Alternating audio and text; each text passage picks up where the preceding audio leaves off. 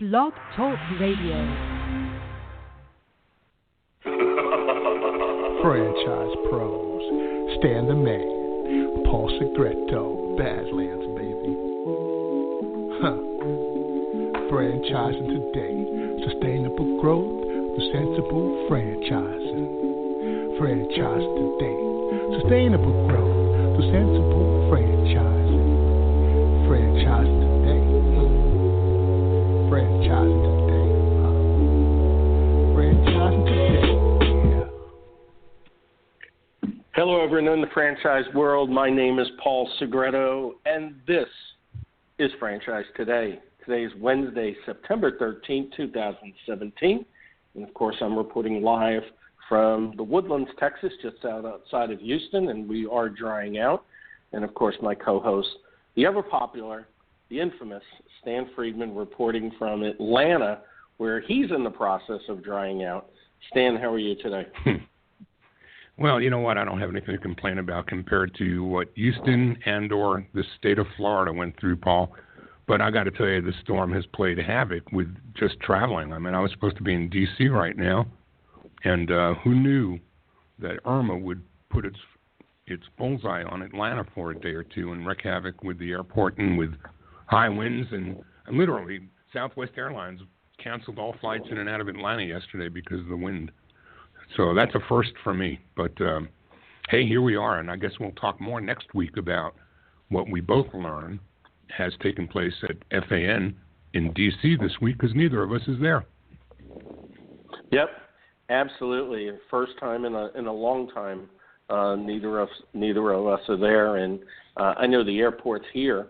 As of Monday, United still had several hundred cancellations a day, and we're already 10 days removed from Hurricane Harvey. And, of course, my heart goes out to all the people in Houston, a lot of devastation here, but also to a lot of the brokers that work with me that are in South Florida. Some I have no contact with whatsoever. Last I heard this morning, 6.5 million people still without power. It's going to be a long road to recovery.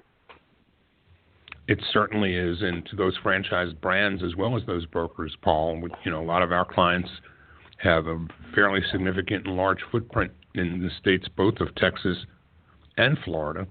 And, the only shame of all of this, I think, is that Houston was still in so much need of awareness and more help. And I think the storm hitting Florida took everybody's attention and focus off of Houston, and all the news then became, everything about Irma. Let's not forget our friends in Texas and Florida are both dramatically impacted by this storm and this season of storms, and anything that anyone in this audience can do or wishes to do to assist and help with any of the units or any of the brands that have been impacted, just get in touch with Paul or me, and we'd be happy to put you in touch with franchisors who can tell you how you may be able to be of service or assistance to any of their unit operators in either of those states. Absolutely. On a lighter note, it was interesting to see on TV a couple actually named Harvey and Irma that was celebrating something like their 82nd anniversary.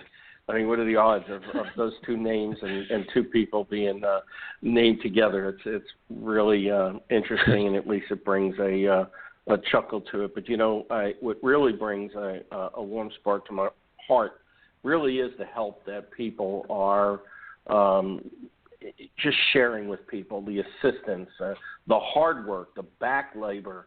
It's just been phenomenal, and I think it's just a tremendous resolve towards the way humanity should be. And, of course, 2 days ago, was the anniversary of 9/11. So much to discuss, that we could discuss there. And, of course, really aligned with, us, we're supposed to be going to Washington, D.C. on that day. I mean, just so many emotions that are, I know, difficult for me to deal with. And but, we have a strong resolve. We have a strong constitution within ourselves and as a society, and we will prevail. And what doesn't kill us, as they say, will make us stronger. Well, I got to tell you, if that is the case, I'm going to be one strong person moving forward. So, and some of it goes into that old bucket, Paul, that we always call the "you can't make it up" bucket. When you talk about Harvey and Irma, that just brings a real smile, a real chuckle to my face. I remember too, a few weeks, maybe a month or so ago, that I read something about two named storms, someplace else, not in the U.S., but two named storms somewhere in the world that were inflicting havoc at the same time in different hemispheres, but one was called Typhoon Hillary and the other one was Typhoon Donald. And so you couldn't make that up either. No, you couldn't. That's funny. Well, there's been a lot going on, and a lot has been mainstream news, and we really haven't had much of an opportunity to even talk individually amongst ourselves, Stan. What is, if anything, besides fan going on in franchising that you could report? Really, not a whole lot, Paul. A couple of things caught my eye across the wires. One which actually pleased me quite a bit. I caught something in the IFA Insider this week, and it talked a little bit about something that I think we've all had an impression. We know there are two TV shows that, franchising always has had an affinity for, one being, of course, The Undercover Boss, which has featured so many of our friends in the franchising world. And then we know some other brands who have taken a run at money on something called Shark Tank, which has typically had a predisposition to the negative toward franchising whenever the sharks have anyone presenting to them. And so I caught something in the Insider this week, which was written by a gentleman named Dave Schools. And Dave is the founder of the Entrepreneur Handbook. And what I read was published by Inc. magazine under his byline. And it was a story about Shark Tank shark Damon John and his investment into franchising. And I had no idea. And in fact, he will be featured as one of our judges at the IFA convention for the Next Gen competitions going on this year. Right. And he himself will be announcing at the IFA convention the birth of a new franchise brand that he's behind. And so I didn't know that. So for all that I've heard about, Mark Cuban and others on that show always giving the kibosh to anything franchising, I was very, very pleased to read that Damon John's attitude toward franchising is quite a bit different. That was some refreshing news, Paul.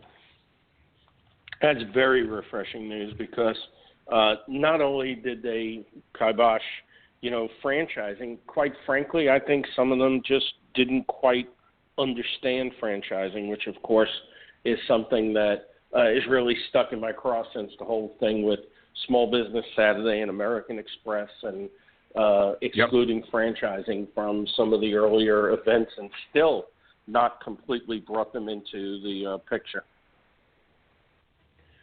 Well, I think that, all this can be a testament to the fact that last year's IFA chair, Aziz Hashim's vision for getting the word out on what franchising really is and what franchising is really all about is so ever so meaningful. And even in the joint employment issues, the misunderstanding of franchised relationships and how they manifest, and that really these national, global, and international brands are what they are at the global level, and our guest today can certainly talk some about that. But at the unit level, those businesses are being run by people that are your neighbors. They're not being run off of Wall Street. So a lot of work yet to be done. A lot has been accomplished over the past 18 months since Aziz brought that initiative to bear. But we've got a long way to go to help people really, really understand that franchising is a mom-and-pop industry surrounded by some global brands, but it's still mom-and-pop. Yep, absolutely the case. And before we get too far into the show, let's bring on our guest. Today's headline is wings, beer, sports, and figure skating, which was interesting as I was doing some of my own diligence for the show and coming up to speed. And I found that an interesting twist, but we'll let our guest expand upon that. So with that, I'd like to welcome the co-founder of Buffalo Wild Wings, Scott Lowery. Scott, welcome to Franchise Today. Good day, Stan and Paul. Thank you very much for having me on the show. It's a pleasure to be here. Well, Always appreciate a pleasure. it. Stan has told me a lot about you. Yes, all good. So you don't have to worry about, what went on in Buffalo stays in Buffalo. I understand that. But no, all good stuff. And it always intrigues me when I hear of industry segments. We lump them in together in franchising by saying, food service, QSR, fast casual, et cetera. But, the wing aspect of it, the wing segment, has a whole different personality. And Stan has been very kind and excited to share with us about that. So we'll talk some about that. But before we get any further, we want to know about Scott, Lowery the person, as Stan likes to ask our guests. And, you didn't come out of college or school one day and say, I'm going to go into franchising. So we want to know, what led to this, what got you started. You can go as far back as you'd like, but take us to the point of being in Columbus and that fateful day when Buffalo Wild Wings became an idea. Well, actually, I'm glad to have this opportunity because the story's been often changed and confused and muddled and all sorts of stuff over time. So this is a nice chance to actually tell the real story from the horse's mouth, my own. Jim and I are actually kind of like brothers. Jim actually moved into my house when he was 13 years old, and I was basically 3 years old. And the figure skating is a thread that basically runs through our company that brought all of our partners together and was a, common thread. Basically, my parents were figure skating coaches. And Jim moved into our house to be a figure skating competitor back in the early 60s. Basically, like I said, when I was 3 years old, probably 1963, I guess. And Jim and I basically grew up and always enjoyed spending time together. I was his best man. He was at my wedding party. We vacationed together. Jim even had an apartment in our house. So we were basically on top of each other all of our lives. He and my father had a business in Buffalo called Costumes Unlimited, where I spent a lot of time there working, as a family business. Jim and I, actually, I guess I won't say franchising, but Jim always had visions of a large national company. I mean, when my father and he had this costume company back in Buffalo, they envisioned having locations all over the country. We actually had them in Pittsburgh and Rochester. And Jim and I would spend many hours in the car, going to those locations, working at the locations. So we just grew up working together all the time. Then I went off to college. I went to Miami University. The costume business was kind of waning at the time. And during that period, Jim wanted to get together one weekend in Kent, Ohio. So I left Miami University, drove up to Kent. Jim was living in Pittsburgh and drove up to Kent. We got together there in Kent and went out for the evening. And basically after a few drinks and bars and everything, we left the bars and we came out to get something to eat. And there was a gyro stand on the corner. And I wasn't very familiar with gyros. And actually, part of the reason we were there was Jim wanted me to meet his new girlfriend. So anyways, the new girlfriend sat there and said, their Euros are up and down the street at Ohio State. And I went, well, Miami University doesn't have Euros like this. It's kind of nasty. These flies are buzzing around and everything. And Jim's kind of defending her, says, well, they're like chicken wings. They're everywhere. And I went, time out. You're in Pittsburgh where they have wingdings. We both lived in Buffalo where there was chicken wings. But I'm in Ohio and there isn't any. And I'll bet you $5 that you can't find a place that's going to serve chicken wings between now and basically 2 o'clock in the morning. So between midnight and 2, Jim and I drove all around Kent, Ohio, looking for chicken wings. We did these brotherly bets all the time, and we never even paid up on them. But it was just my word against yours. Who's going to win the bet? So I ended up winning the bet. We never did eat, so we did go to bed hungry that night. We woke up the next morning just 4 hours later because Jim had to get back to Pittsburgh for something he was doing there. And as we were sitting at a Waffle House, I believe, somehow it came up, well, that was a wonderful idea we had last night about opening a chicken wing restaurant. And I turned and said, well, the way my grades are, I think we really need to pursue this idea. And so that was really how it all started. It was just an idea coming out of the bar one night, hungry, looking for something to eat, and that gave us the idea to do it. So where did it go from there? Where did it go from there? It keeps getting more interesting all along the way. I continued going to a school at Miami, and while I was at Miami, if I was taking an advertising course, I was doing something regarding Buffalo Wild Wings, and advertising. I took another course my senior year that was development, like retail business, and we had to do a project on doing a retail business from start to finish and everything, every aspect of it. When I went to do that project, I was so demanding that the group follow. It was supposed to be a group project. I was so demanding that I was going to do it. This is the way it is, and I don't want your input, but you can just all tag along with me and do this report.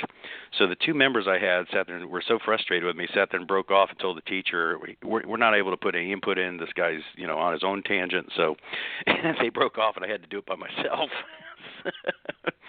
So I did the whole project by myself. And I got a passing grade, which is all I was concerned about. But this will come up a little bit later as I tell you the story. So I did this report in college. So that was leading up to I graduated, and I needed that job. Oh, actually, I got to step back 1 year prior to that. Yeah, I knew I was forgetting something. Yeah, before I graduated, beginning of my senior year, before that summer, Jim had actually been looking at locations in Ohio State. Jim was living at Ohio State at this point in time, and we actually found a location in the middle of Ohio State. And and his idea was that we're going to go ahead and open up that store at the beginning of my senior year, which would have been 1981. And I was going to transfer from Miami University, go to Ohio State, and assist with opening up the restaurant with him and two other partners. One gentleman from Buffalo, New York, who had joined us early, a guy named Mike Balsam, and then another guy named Jeff. I don't even know his last name. The only reason I can remember Jeff is because at the time we were going to call the company JJ Sam, which was Jim, Jeff, Scott, and Mike. So we found this location. The landlord wouldn't give us liquor. So we all looked at each other and sat there and said, well, we really don't think we can go forward without beer and wings. So we decided to table the idea. I would continue to finish my senior year. Everybody else would do something, and we'd regroup basically a year from then. Well, of course, during that year, Jeff fell out of the group. I continued doing, went to school. I don't know what Mike did during the time, and Jim was working in Columbus, I believe. So I graduated, and I moved in with Jim, and we started trying to get this thing off the ground. But unfortunately, we'd lost Jeff during that time, so we now only had three partners. Each of us was planning on putting $5,000, so it wasn't much money we had, $15,000. We really needed at least a fourth partner, and maybe at this point we needed some more money. Jim and I spent the entire summer of 1982 driving around to anybody who would talk to us regarding investments. We went to friends, family, financial people, bankers, anybody and everybody we'd known. And I want to say it got to about August, and we hadn't found anybody. We went up to Buffalo, again, searching for people. We were really depressed coming back from Buffalo. Nobody was interested. And Jim sat there and said, well, hey, I've got this figure skating coach out in Omaha that I used to work with named Bernard Spencer. And he always dreamed of opening up a pub because he was English. He was the British pair champion in figure skating. Again, that's figure skating thread that runs through this thing. So anyways, we contacted Bernard out in Omaha and sat there and said, of course, did I mention Bernard always wanted to open up a British pub. So we did a little spin on this. We called up, or Jim called up Bernard and sat there and said we were interested in opening up an English pub featuring Buffalo-style chicken wings. And he sat there and said, well, I'll look at it, but can you send me a proposal? So as we're driving back from Buffalo, the only thing we had for a proposal was that paper I wrote in college. So we took the report I did, cut it up in Fredonia, New York, and mailed it out to his broker in Columbus, Ohio. And he said, after we look at it, we'll give you a call after the weekend and tell you whether we're in or not. And we were asking for $5,000 and $15,000 investment. And Sunday night we got a phone call from Bernard and said they were in, and we were able to proceed. Now, actually, I got to step back again, one more other bit of detail. There's so many little details to this thing. The year before, when we tried to open up the location at Ohio State, we didn't get off the ground, but somebody else from Buffalo did come into Ohio State and open a store that fall of 1981. Wow. And they opened it up at 70 East Woodruff, and they basically featured buffalo-style chicken wings. I'll say what they named it because I think that was probably part of the mistake. They took the name chicken and wings together and called it Ching's Wings, which I think really spoke more Oriental than buffalo. Mm-hmm. And needless to say, they started in September. They were closed by February. Well, needless to say, Jim and I, we were looking for locations in April and May that year, found that location, and actually worked out a deal that would be where we go in, basically being undercapitalized. So I look back and I go, how stupid were we? We're going to a location that just did buffalo wings, that just failed. Why are we going in there and think that we're going to do a better job than the guy before? I mean, it's really kind of insane. But we went in the location that had just done chicken wings 1 year before, 6 months, and failed. We addressed the inside. The ambiance really needed improving.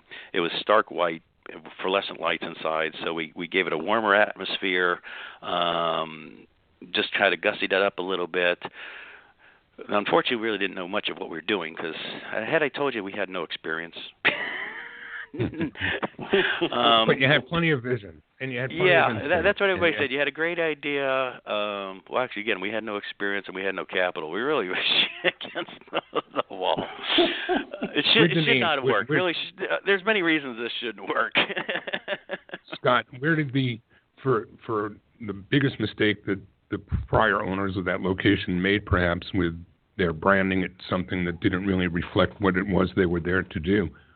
Where did the name Buffalo Wild Wings come from? Was this? And by the way, speaking of names, let's just bring a second name to Jim's identity. Jim Disbrow was your co-founder and partner, and we've affectionately referred to him by his first name many times. But let's just bring full transparency to the legacy of the late Jim Disbrow, your partner and co-founder in this wonderful thing called Buffalo Wild Wings. So how did that name come about? And the name itself has become a bit of an iconic presence, and it's gone through some iterations, right? Yeah, actually, that's a great question, man, and it's a fun answer because actually Jim had a lot to do with this. And it's kind of funny how things will actually go full circle. But back to that paper I did in college. When I did it in college, I called it Buffalo Wild Wings. Okay? That is what it is today, which is I laugh at it all the time. But Jim, he wanted to call it Buffalo Wild Wings and WEC. And the reason he wanted to call it Buffalo Wild Wings and WEC is because he wanted to put the acronym together that would later on be very popular, BW3. Now, I'm going to really test everybody's memory because it's actually before my time even. There was a program back in the 60s called That Was the Week That Was, called TW3. Yes. That's where Jim copied it. He wanted to make TW3 into BW3. So we added the WEC to get the 3 W's. So that's I got to tell you something, Paul. Paul, for the past 10 years, and just for full transparency to our audience, I've known Scott since, I guess, 2007 is when we inducted you into the Hall of Fame. Isn't that right, Scott? Correct. So correct. Scott and his wife Barb were part of the selections that we were making starting in 2006 as I chair the Hall of Fame committee in Buffalo. And each year what we try to do is we try to induct somebody who's made a difference in taking the chicken wing from the trash can to the center of the plate. And the first year we honored the place that it all began, which was the Anchor Bar. And then the next year we honored the company that took what the Anchor Bar began to Wall Street and then to the world. And we honored and celebrated the late Jim Disbrow and, of course, Scott Lowery. Scott has been coming to Buffalo with his wife Barb and oftentimes with their boys and with friends and family every year since, and have been a tremendous influence on the Buffalo Wing Festival. And happy to do just this past week or two, while we were both up there for Labor Day weekend, invite Scott and let Scott know that the Hall of Fame committee has voted him onto the actual committee itself. So he will be the first. He'll be not only an honoree and somebody who's won the Hall of Fame honors, but he's now on the selection committee for those who come next. So he's been a great friend, and what a great guy, and what a great story. And I'm learning so much from you, Scott. in this interview that over 10 years I just never knew. I'll tell you, there's so many little pieces. That's what's so hard to put all this together. I've started to write it down. Everybody tells me I need to write this. So I will get it written down, but like I say, at least it's getting down on audio tape today, some of the true history, because there's a lot of mystery with Buffalo Wild Wings, which has actually been a very good thing. Again, I guess us not knowing really what we were doing, and, well, actually, speaking of that, that actually was a big benefit to us. As strange as it sounds, I think one of the, you talked about how we became a cult following, and I thought about this, and I'm like, well, my first answer is, that I tended to personalize each of the customers. To me, every customer is very important. So let's see, where was I with? It's cheaper to keep the customers you have than to bring in new customers. Right. And in our financial problems in our early days, I didn't have any advertising. So I concentrated on keeping the customers I had. And I think that's a very thing for everybody to do out there. It's a lot easier to keep the customers you got than to try to bring new ones in. Where were we on this story? So take us then from that first experience, that first store, and we were talking about the name and the BW3 and TW3, and so now we have the first unit operating. What came next?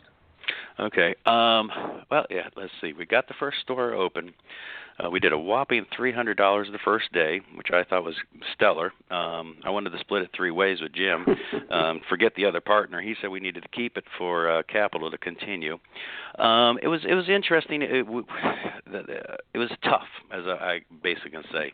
It wasn't very easy. Basically, we didn't have very much money. We were very undercapitalized. Basically, we had to suck up all the hours. I worked open to close 7 days a week, along with one other partner, and Jim did a lot of hours. He wasn't into as many hours as Mike and I were, but we were all working an awful lot of hours. I mean, I figured out at one point I was working 120 hours a week every week with 2 days off the entire year.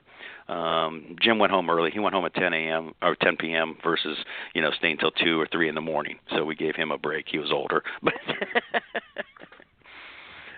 So what was what there had to be something driving that car. There's no way that anyone is putting in those kinds of hours without a bigger picture in his mind of where things may be heading, or where if you get past this hurdle, where were we going? What was the vision? Where were you trying to go to and get to? Well, Jim was always the visionary. I wanted to say this. Jim, I often compared us to horse and carriage in a sense. Jim was the horses just charging forward, and I was basically in the wagon back there pulling back on the reins. Jim, he had all these envisions of what we could do and stuff like that, but then it was actually left to me to make those visions reality. And so I was like going, those are great ideas, but I got to make them happen in the job site. I've got to make the customers come in. I got to figure out how to get the customers here and everything like that. Jim handled all the finances, where then I often said I was left with everything else. I took care of the operations, the purchasing for a while, though another partner took that over. All the development, all the marketing. I took care of all those aspects of the company. We went from one store to a second store because Jim really said we've got to get multiple stores open. I was just looking to make an income for myself, quite honestly. I just wanted to make a living, raise a family. But Jim always had visions of many stores. At one point we thought, well, maybe we could do 100 stores at all the campuses, because we started at campuses and we thought, okay, this is our niche. There could probably be 100 good campuses out there. Let's go do them. But again, we always came across the problem, like everybody does, undercapitalization. Nobody has enough money, nor do you have enough friends and family to borrow it from. So we we opened a second store with actually money from a friend, and it didn't work out so well, the second store already. I mean, we went from a first store that was somewhat successful, and Jim saying, let's get more stores out there. Well, unfortunately, because the first store we found was outfitted with all the equipment and everything, we really gravitated to another location that had a whole bunch of equipment in it. It was basically a turnkey location, and that was in Westerville, Ohio. But unfortunately, one drawback about Westerville, Ohio, was that it was the home of the temperance movement, and it was a dry county or dry municipality. So we went in and we went in and did chicken wings in a dry municipality, and just about went out of business. Then, like many people do, to find a quick loan, you maybe just don't pay employees withholding. So we got ourselves in a little bit of a problem there. And again, there's rumors about how we got in troubles and we were a little bit messed up. But quite honestly, I tend to feel if you're not making mistakes, you're not pushing the envelope. If you're not making mistakes, you're not out in the real world where things happen to you. I don't think anybody, you can do everything perfectly, great for you, but quite honestly, the real world, you're going to have ups and downs, and you just got to get through them. So, what other solution than to correct the problems we had with a second location was to open a third location. Not always the best idea, but we went out and got another partner. So we went from 4 partners to 5 partners to 6 partners. The third location was a success. It was at the south end of Ohio State. We lived out the lease out in our Westerville location and quickly closed it as soon as we could. Then we basically took those 2 good locations we had and got ourselves out of debt with the government that we owed some money to. And then we were ready to start all over again. So we opened up now would be a third location again with some more partners, a gentleman named John Rapazzi and Don Redmond down in Cincinnati. And the neat thing here was, excuse me? Yeah, I was going to say Rapazzi's the guy who really opened your eyes to some things, right? Yeah, well, actually, I'll segue here. The interesting thing about our company was we had people of all generations. So it was really, I think, beneficial to us that when we had a board meeting, while I was 22, I believe I actually had a partner who was younger than me. And then there was Jim, who was in his 30s, and we had a partner who was in his 40s, and we had one in his 50s and one in his 60s. So we covered the gamut. And everybody would always say, hey, what about my generation? What are you going to do for my generation in the store? So I think it was always a positive thing that we had to think about everybody out there. But fortunately, actually, again, I'm going sideways tangent here. Spicy food is, covers all the generations, all the races, all the everything. It's a taste, and so it wasn't anything specific to any group, which is a really great benefit of doing chicken wings. So anyways, let's see, we brought in Don and John, and we opened up the Cincinnati location, which actually this is our first time we actually had full liquor. And it was a teeny-weeny location, quite honestly. I think it barely was 70 seats or something like that. We just did tremendous business out of it. So that gave us then the ability to say, hey, let's keep moving forward. But as you're noticing, every time we wanted to go forward, we had to bring on another partner.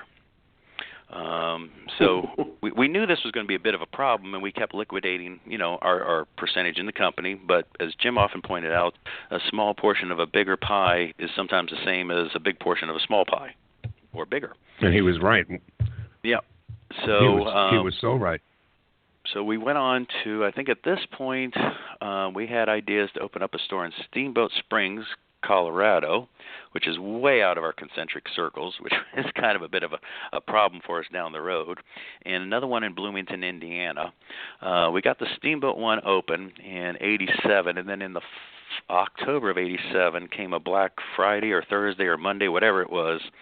But there was a bad day in the markets there, and our investor backed out of the deal. Now, we could have taken him to court for, needing the investment and stuff, but who wants a partner that's going to leave you in the lurch? And fortunately, that John Rapazzi actually came over, and we owed a contractor $50,000 on Friday, and he really took a liking to Jim, myself, and which was our fifth partner, Mark Lutz. Mark came in and actually replaced the other partner, Mike Balsam. So he was the one that came in and took over the purchasing and stuff like that. So he really was like a father to the three of us and mentored us all the time. Again, a sad note of the whole story here. His son was actually the quarterback from the Marshall team that died in that crash. Oh, wow. Yeah. Oh, wow. So he really had a attachment to us.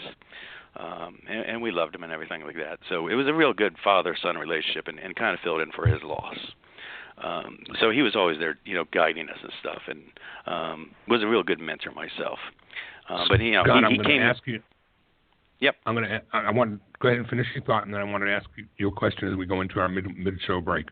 Okay. No, but he came over and gave us that $50,000, no requirement on stock, just sat there and said, you just, owe it to me. I don't know why he felt responsible. Maybe he brought the person who was the investor along or whatever. But, we got through that 11th hour situation again. So lots of ups and downs. When we come back, I want to talk a little bit now that you're, close to a half dozen stores. We want to start talking about some brand standards that you were or perhaps not adhering to start really gaining some traction and purchase with the brand. But we'll do that in just a moment. You're listening to Franchise Today. I'm Stan Friedman along with Paul Segreto, and we're talking today with Scott Lowery, co-founder of the iconic Buffalo Wild Wings. Franchise Today is brought to you by the Franchise Foundry, where they've been bringing emerging brands to market for more than 30 years. The Foundry fosters healthy, sustainable growth for their clients, the kind that comes from experience. The Franchise Foundry provides both coaching and consulting, a hybrid approach, delivering more effective solutions for both the franchisor's corporate team as well as for their franchisees.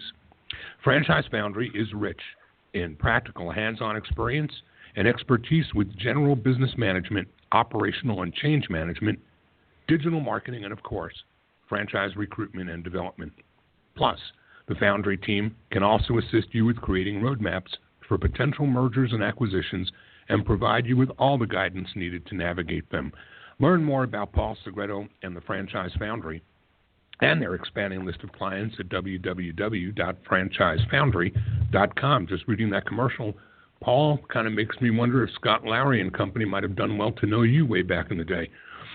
Franchise Today is also brought to you by FRM Solutions. Also brought to you by FRM Solutions, offering best-in-class CRM and document management software designed specifically for franchising. FRM empowers real-time business intelligence, communication, and collaboration between all members of the franchisor's team and their prospective and existing franchisees. This enables you to simply and seamlessly track, access, and manage all messages to and from prospects and existing franchisees, including text. Legal and compliance is simplified as well with FRM's document management, and even site visits can be digitally facilitated and scored with FRM. Make today the day you give FRM a look and assure that all of your candidate and franchisee correspondence, including texts, are being permanently tracked and stored in candidate and franchisee records. FRM even provides state-of-the-art digital experiences for your prospective franchisees, replacing old-style virtual brochures. No long-term contracts, multiple upgrades at no cost each year, no excuses, just solutions on the web at frmsolutions.com. So, Scott, we're at a bunch of partners and a bunch of stores, and at some point somebody's having to start document processes, procedures, branding, things that help you gain purchase with the 4 or 5 and start building a brand. Talk a little bit about how that looked. Well, actually, I'm going to blow you away. It was actually day one. and I'm going to actually give the credit to Jim again on this. And again, it blew me away. I set up the pumps that first day for business, and Jim's like, okay, well, now you got to label the pumps and say how much is on this one and this one and that one. I'm like, Jim, there's just you, I, and this other guy here. Why do we need to do that? There's just 3 of us here. Who's not going to know that? And he's like, well, down the road. I'm like, there's 3 of us here. There's no down the road right now. But no, he wanted it from day one.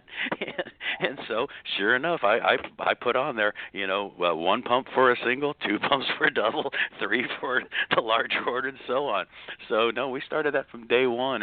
And actually, I'm really glad you said that, because I'm going to try to get to where you want to get with the franchising. After we got where I was just at with opening the Cincinnati store, that's when we knew we can't continue doing just partners in. We knew we had to do something else, and we knew that basically we couldn't generate enough money out of the stores to get our growth where we wanted to be. So actually, that's where we started looking at franchising. And we decided about 1988, 89, I believe, that we had about $100,000, and we could either put that money into the next store and be 9 stores, or we could take that money and go into franchising. and how simple it would be to open franchises and have these people go and do it for us, and we'll just take the money from them, right? Well, it didn't turn out exactly that way. So Never does. We contacted a company called FranCorp, which I'm sure you're aware of, out of Chicago. I don't know if they still exist. They probably do. And we went to them and basically bought their package. It was $100,000 to have them set us all up for franchising. The one funny thing that I always laugh when we dealt with them, exactly what you're bringing up about systems and stuff. And most people, if they're going to start a franchise, they're almost starting it without much experience.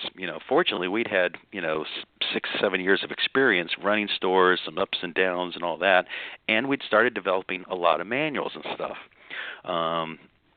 So actually, when we went to that company, they were really shocked at what we came in and wanted to incorporate into the stuff that they were planning. When they pulled out and said, let's do an operations manual. Let's put your hours, put to this, put to this. I went, oh, no, we got this 2-inch document we want to put in there. They looked at us and their eyes went, holy cow. So, no, we were pretty prepared at that operationally wise. And well, I guess I'll have to take credit for it. I was the one who basically started with one page and developed it from there. I developed all the marketing, all the management training, all the operational documents for closing the store, operating the store. Basically, I'm the one that put all that together over all the years. And then even going forward, as we did the franchising, I had to rewrite the franchise manual because you have a franchise manual and you have an operations manual, and they're similar, but they're different. And as people go into franchising, they'll understand that slight difference. The operations manual is incorporated into your franchise manual, your operations, but some things for franchisees don't apply to your day-to-day operations, because you're setting up a franchisee who's going to turn around and pick their own prices, banking, location, some of those things that they're going to do separate than from a corporate location. So, listening to you, Scott, as we're going through this, I can't help form some questions in my mind. I mean, obviously, I thought that's pretty interesting that you were in a dry county.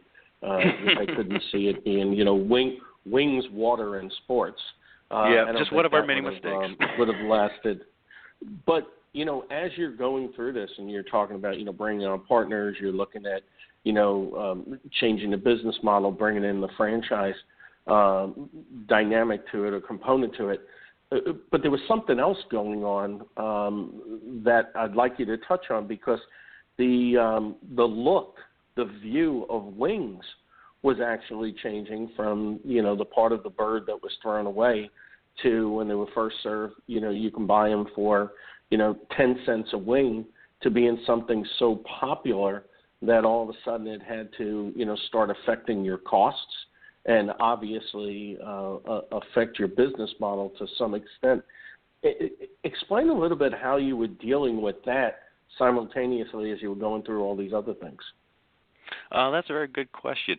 Well, basically, wings started off when we started, it was very cheap, 30 cents, 35 cents a pound, and nobody was aware of them. Nobody was doing them, and needless to say, that price is now up to whatever, $2 and something a pound. This is the one thing we're going to tell everybody out there, and I even tell guys who come and work at my house, because we got in trouble by not basically consistently raising our prices. Okay, it's just as simple as that. You've got to constantly raise your prices every year, at least the cost of living. Because if you don't, then 3 years down the road, while you try to hold costs for your customers and stuff like that, and they're maybe appreciating it or they're not appreciating it, when you finally realize I'm not doing this for a profit anymore, I'm almost losing my, house because I'm trying to give the customer a product, that I can't afford to give them. You got to raise the price. You got to look out for yourself. You got to keep yourself in business, and you just got to stay ahead. Yeah, and who would have thought, only 2 wings to a bird. I mean, obviously, how wings would have become such a commodity, and in a relatively short period of time. And probably, as you were growing, you were causing some of it. Well, actually, we did. It's very interesting. I ran into a gentleman a few years back, and he said that his brother, who's at Ohio State, they created a case study at Ohio State University about Buffalo Wild Wings affecting the poultry industry. That we took a product that was fourth in place and elevated to second. So I didn't know that when I started this little franchise that I was going to also affect the poultry industry. That's huge in my book. I didn't know, and they now have that as a case study. How can you do what Buffalo Wild Wings did, which is to elevate a low-end product to a higher-end level, and thereby raising the price? Because the poultry guys are happy to raise their prices, so they want to know how they're going to take the next low product. But as I said, you take the next one low up, you're going to pass by the one you just passed by. But something's always going to be low and something's always going to be high. You were an early-stage disruptor. I love it. Oh yeah, I mean, we made mistakes left, right, and center, but they were good mistakes a lot of times, and you learned from them. And we grew from them. But here we go now. Now we're franchising. So talk to us about how that pace picked things up and how your roles began to change, and where you got to the place where you started to realize that we're going to need more layers to this than just ourselves if we're going to continue scaling. How many stores are you at now when that occurred to you, Scott? Well, okay, I'll go again. I'm kind of picking up where we were. So we started franchising in about 1990, and you'll really appreciate this. Let me give a little. How did I franchise? I put table tents on the tables. That was our marketing for franchises. That's how we got our leads. That's how we got our franchises. So a customer, needless to say, picked up a table tent, wanted a franchise. So we were selling to our customers the franchises, and we had a couple people buy in about 1991. They were very inexpensive, and to do a location was very inexpensive because we'd been doing it by the seat of our pants, and we were getting by for $100,000 or something. So we thought if we could open a store with $200,000, we got all the money in the world. People could actually afford that kind of, and so a lot of people were able to get into our franchises early because they were fairly inexpensive, and we didn't expect a whole lot because we knew the expense they were getting into. We didn't want them to get into a whole lot, just the same as we didn't want to get into a whole lot. We just wanted to get the store open for as least cost profit, as possible, and make them as profitable as possible. I lost track where I was at. It's interesting that you mentioned about the table tent, marketing, because I had a conversation with the late friend of ours, Fred DeLuca, obviously the founder of Subway. I think it was back in 2010, and we were talking about franchise development. And he had said, in the early stage, we probably sold our first 400 to 500 franchises based upon the 800 number on the napkin and the 800 number on the cup. And I think that lends a lot to what everybody's talking about today, which is the customer experience. But in essence, that's what you were doing. Somebody was sitting there saying, wow, I love these wings. I love the beer. I love watching, sports. I could see myself do it. Oh, look, they're franchising. And based upon that customer experience, they jump into, asking about a franchise. I mean, and today I think many do not do that to the extent that they should. So it was interesting that you have mentioned that. But here's something, Scott. We're running short on time, and certainly we could probably talk for another 3 hours, I'm sure. And you got an exciting story to tell. Stan, I know you had something on your mind. Well, actually, let me get in here about the franchise because we're running. Okay, go right ahead. Yeah. Anyway, so we went to open our first franchise in 1992 here in Cleveland, Ohio, in the Flats. Then in 93 we opened 2 more. Then in 94 we opened 4 more. Then the next year we opened 8 more. Then it was 16 more. And literally we went through this exponential growth. And I really think it was those last two, the 8 and the 16, where we did 24 stores in 2 years. That was the point when we started going, okay, the wheels are starting to come off. We need to bring in some other people, some expertise from the restaurant field to assist us. Because, again, we didn't have any experience in any of this. So it was about that time that we started bringing in some expertise from the field to help guide us.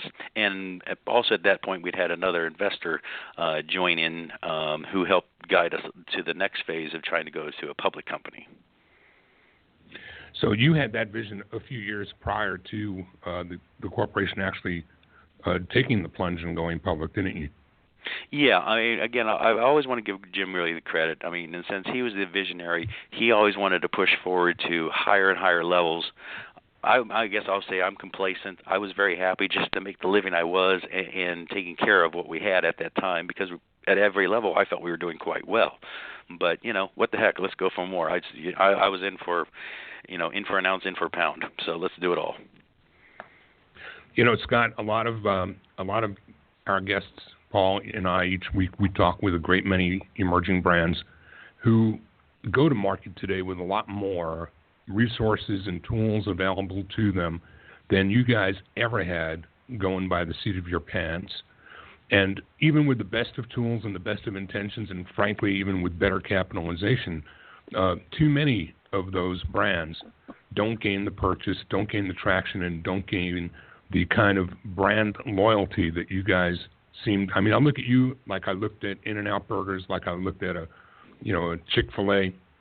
There are a handful of brands around the country that really gain a groundswell of consumer loyalty, and then you have to translate that to the franchise operators. How did you find it? How did you protect the brand, I guess, in the early days, and make certain that your operators were continuing that tradition that created and fostered that brand loyalty? Well, I'll say a couple things here.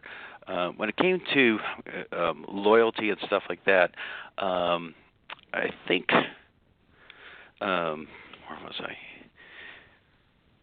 I was back to the customers. Oh, that was it. The customer, because of our inexperience, quite honestly, because we had no experience, we were always looking to anybody and everybody for advice. So we were more than happy to get advice and suggestions from our customers, our suppliers. Chips with cheese was invented by a customer. The Buffalito was a contest we had with customers, and they came up with that name. My suppliers, I looked to them for resources. Anybody and everybody we relied on because we didn't have the experience or knowledge. And I think that really helped everybody then feel part of it, because we were asking their help and they could buy in. That's great. And in a little bit of time we have left to us, Scott, I know that you're not actively engaged any longer in the business, but a large part of our audience are people who are in the early stages of franchising, who are listening to the down-to-earth story that you're sharing, that they can now look at. Everybody knows what Buffalo Wild Wings has become, but few people have been close enough to a conversation like this to hear how this brand began. And so many of our listeners are right there in the same place, wondering if someday can they take the vision that they had for their business and their service to the greatness that you guys have accomplished in building the brand of Buffalo Wild Wings. If somebody wanted to get in touch with you, Scott, and have a conversation offline, would you be willing to tell our audience how they might be able to reach you? Actually, I don't know, because as you know, I'm not very sophisticated when it comes to all this stuff. Do you have an email address? I guess shoot me an email. Boy, I'm going to get a lot of emails here. Okay. Shoot them to, it's SLOWERYBW3@sbcglobal.net. There you go. I will tell everybody. I will probably respond to you, but not quickly. You know well. Well, and there again, so some transparency and some honesty. Paul, any last questions or thoughts, Paul? No, I really don't. I think it was very enjoyable. I'm glad you had an opportunity to set the record straight. I'm glad that we have some quotes from you, Scott, because as I often do in preparation for the show, I always try to find a quote, and I've got to say that I probably went 20 pages deep into search results, and I couldn't find a quote from you. So it's nice to hear you speaking about, the brand that you co-founded and obviously have a passion for and love. So I'm glad we can contribute to that. Well, that's part of the mystery and mystique about Buffalo Wild Wings is, and I've tried to do it that way sometimes. I mean, actually, a guy named Ron Paul gave us a great compliment years ago. He said we were a stealth concept. He sat there and said, you guys developed across the country, and we didn't even see you. We had to go and redo our system to make sure we didn't get snuck up on again. I mean, we got through his system, and he was very upset that we had not been recognized. But it was thankful that we hadn't gotten recognized because then it was never out there for other people to copy us in the early days. Mm-hmm. So it worked out kind of, again, our naivety really worked out wonderful for us in the long run. That's great. Scott, I want to thank you. I really want to thank you for joining us today. And I want to thank your lovely wife, Barb, for being the power behind you that's enabled you to do so much of the things that you've done in your life. And you guys are a great couple, great people, and I'm proud to call you my friends. Well, thank you, Stan. Appreciate that very much. Paul, I look forward to meeting you someday. I'm sure we'll see you out there in the world. If you're around, Stan, come to a wing festival. Yeah, he keeps inviting me. I'm going to have to now I've got some other people that I know up there, so I definitely look forward to it. We might have to do that come next Labor Day. And if anybody wants to see me, I'm happy to talk to anybody at the Wing Festival, as you know. Yeah. Maybe I could give Mr. Chestnut a run for his money. There you go. I doubt that, quite honestly. Good luck. 220 wings this year, Paul. 220 wings in 12 minutes. In 12 minutes. That's insane. That's insane. Yeah. Oh, my God. Well, Scott, it's a pleasure to meet you. And it's a pleasure to speak with you today, and I certainly do look forward to meeting you in the future. Thanks for being our guest today. Well, thank you, too. I told you it went by quick, and there's still more to talk about, so maybe another day. Yep, absolutely. Well, Stan, take care, gentlemen. Another great entrepreneur sharing their story, their trials and tribulations, and I just absolutely love, Scott's honesty and transparency. Absolutely agree with you, Paul, and enjoyed really getting to know Scott over the years and appreciate him sharing so much of his life with us here today. Yep, I think it's great. Well, until next week, and I really want to mention next week's guests, we have Joyce Mazzaro and Michael Seid on the show. That's going to be an exciting show. We're going to be talking about their new book, Franchise Management for Dummies, certainly anything but for dummies, I'm sure. And so I'm looking forward to that. And then, of course, we have Sam Ballas from East Coast Wings that will be coming up on October 4th. We're lining up for a great end-of-the-year push. So I'm looking forward to it. To all our friends and colleagues and family in Texas, Florida, and any other state affected by Irma and Harvey, our thoughts continue for you. Please feel free to reach out to Stan or I if you need any type of assistance. We're more than happy to help you anywhere we can or direct you to people that possibly could help you. For people specifically in the Houston market, especially franchisees, if you're having a difficult time recovering from this and feel you need somebody to speak with, if it's just a guidance, coaching, or motivation, I'm here for you. That's on my shoulders. I'm here to help you. There's no cost for that. Please take advantage of that. I understand what it's like to try to dig out of a bad time. Stan, you be safe, and we'll talk again next week. Until then, my name is Paul Segreto, wishing you the best, the very best, in this great, great thing we call franchising. And Franchise Today is out.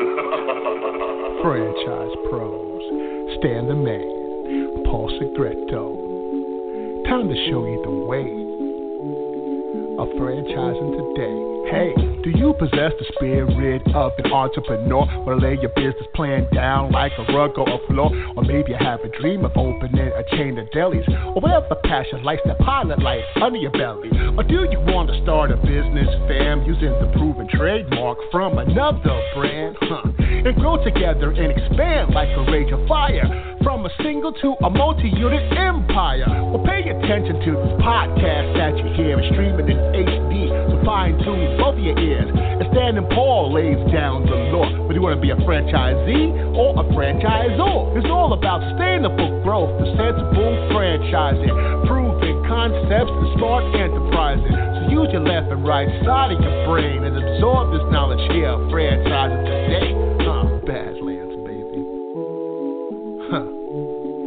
Franchising today, sustainable growth, the sensible franchising. Franchising today, sustainable growth, the sensible franchising. Franchising today, franchising today, franchising today, yeah. When it's PCS time, you know the drill. Pack, research the new base, get the kids in school, because family supports family. At American Public University, we support military families with flexible, affordable online education that moves with you. As a military spouse, your tuition rate is the same as your partner's, just $250 per credit hour. American Public University, education that moves with you. Learn more at apu.apus.edu/military.